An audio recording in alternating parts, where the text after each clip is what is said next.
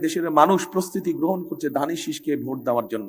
অনেকের মাথা খারাপ হয়ে গেছে। যার যার স্ব ভোট সেন্টার আছে সেই ভোট সেন্টারের সামনে গিয়ে ফজরের জামাত করবেন, জামাত করে লাইনে দাঁড়িয়ে যাবেন, তো সম্মানের সঙ্গে সমাজে বসবাস করতে পারেন। আপনারা কি এটাতে রাজি? যাই বলি তাই রাজি? আচ্ছা, এখন প্রিয় ভাই বোনেরা, এই কাজগুলো যদি আমাদেরকে করতে হয়, আপনাদের সারা জেলায় বিভিন্ন রাস্তাঘাট, পুল কারবার, স্কুল কলেজগুলো গত 15 বছরে ভেঙে চুরে শেষ হয়ে গেছে। এরকম ভিতরে ভিতরে গ্রামের ভিতরে অনেক রাস্তাঘাট আছে না, যেগুলো নষ্ট হয়ে গেছে, আপনাদের চলাফেরা করতে কষ্ট হয়। বাচ্চাদের স্কুল পড়তে বিভিন্ন জায়গায় একটু বৃষ্টি হলেই ওই দিন আর ক্লাস করতে পারে না, পানি ঢুকে যায় ক্লাসরুমের মধ্যে। এই সমস্যা আছে না বিভিন্ন জায়গায়? আছে। এখন এই রাস্তাঘাট বলেন, এই কাজগুলো, স্কুল কলেজ রিপেয়ার করা বলেন, এগুলো আমরা করতে চাই। এগুলো আমরা অতীতে করেছি, ইনশাল্লাহ এগুলো আমরা আবার করব। কিন্তু একই সাথে দেশের মানুষের, খেটে খাওয়া মানুষের জন্য আমরা কতগুলো পরিকল্পনা গ্রহণ করেছি। সেই পরিকল্পনাগুলো তখনই বাস্তবায়ন করা সম্ভব যদি 12 তারিখে আপনারা আপনাদের পরিকল্পনা বাস্তবায়ন করতে পারেন ইনশাল্লাহ। এখন আরেকটা গুরুত্বপূর্ণ কথা বলবো। এই যে আজকে রাত্রে 2টা পর্যন্ত এখানে অপেক্ষা করছেন না, এই মিটিং এর জন্য অপেক্ষা করছেন না, সেই সন্ধ্যা থেকে অপেক্ষা করছেন। এই শক্তিটাকে ভোটের দিন আপনাদের দেখাতে হবে। 12 তারিখে এই শক্তিটা দেখাতে হবে। কি সেটা দেখাতে হবে? একদম যারা মুসলমান আছেন তাহাজ্জুদের সময় উঠবেন, নামাজ পড়বেন, নামাজ পড়ে ফজরের নামাজ করবেন। যার যার স্ব ভোট সেন্টার আছে সেই ভোট সেন্টারের সামনে গিয়ে ফজরের জামাত করবেন, জামাত করে লাইনে দাঁড়িয়ে যাবেন। যারা মুসলমান নন এরকম ভাই বোন যারা আছেন, আপনারা ভোরবেলায় আমাদের এই ভাই বোনদের সাথে, মুসলমান ভাই বোনদের সাথে চলে যাবেন। কারণ কেন আমি কথাটা বললাম, বিগত 15-16 বছর দেশের মানুষ দেখেছে নির্বাচনের নামে আমিরামি নির্বাচন হয়েছে, নিশিরাতে নির্বাচন হয়েছে না? এখন আবার ষড়যন্ত্র শুরু হয়েছে যাতে আপনাদের যে ভোটের অধিকার যেটা প্রতিষ্ঠিত হতে যাচ্ছে ইনশাল্লাহ, সেই অধিকারের বিরুদ্ধে কেউ মাথা খারাপ হয়ে গেছে।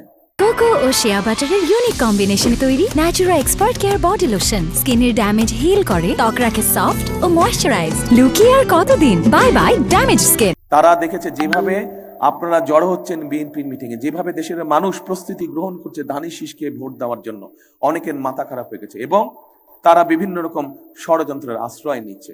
আপনার হিসাব আপনি বুঝে নিয়ে তারপরে আসবেন, পারবেন? আপনি যদি একদিন একটু পরিশ্রম করেন, ইনশাল্লাহ আগামী 5 বছর আমার যে পরিকল্পনার কথাগুলো আপনাদের সামনে তুলে ধরলাম, আমরা পর্যায়ক্রমিক ভাবে এই পরিকল্পনাগুলো বাস্তবায়ন করব। কারণ আমরা যত যাই বলি, এই বাংলাদেশই হচ্ছে আমাদের প্রথম ঠিকানা, এই বাংলাদেশই হচ্ছে আমাদের শেষ ঠিকানা। যেহেতু এই বাংলাদেশী আমাদের প্রথম ঠিকানা, এই বাংলাদেশী আমাদের শেষ ঠিকানা, সেই জন্য এই দেশটাকে সুন্দরভাবে গুছিয়ে তুলতে হবে, সুন্দরভাবে এই দেশটিকে আমাদের সাজাতে হবে। নিজের বাড়িঘর ঘর আপনারা সাজিয়ে রাখেন না, ঠিক একইভাবে দেশটাও আমাদের নিজের ঘর, বিশাল একটা ঘর। এই পরিবার, এখানে দেশের মানুষ যে থাকে বিশাল একটা পরিবার।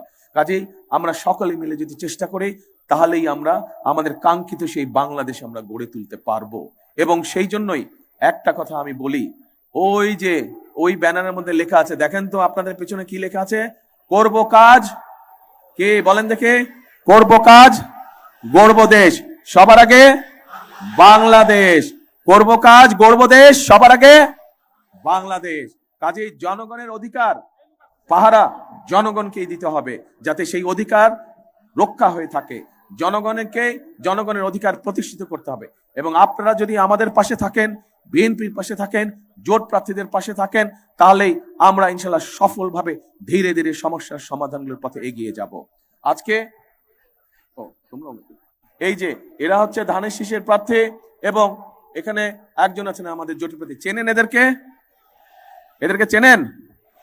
আচ্ছা, এলাকার সমস্যার সমাধান যদি না হয়, ভোট দিয়ে যখন নির্বাচিত করবেন, এলাকার সমস্যার যতক্ষণ সমাধান না হবে ততক্ষণ তাদের বাসায় গিয়ে আপনারা বসে থাকবেন। আপনাদের রাস্তাঘাট, স্কুল কলেজ, ব্রিজ যাতে ঠিক করে দেয় তারা। পারবেন? ঠিক আছে, এই 5 জনকে আমি আপনাদের জিম্মায় দিয়ে গেলাম। আপনাদের হিসাব নিকাশ কড়ায় গন্ডায় বুঝে এদেরকে জিতিয়ে নিয়ে আসতে হবে। পারবেন?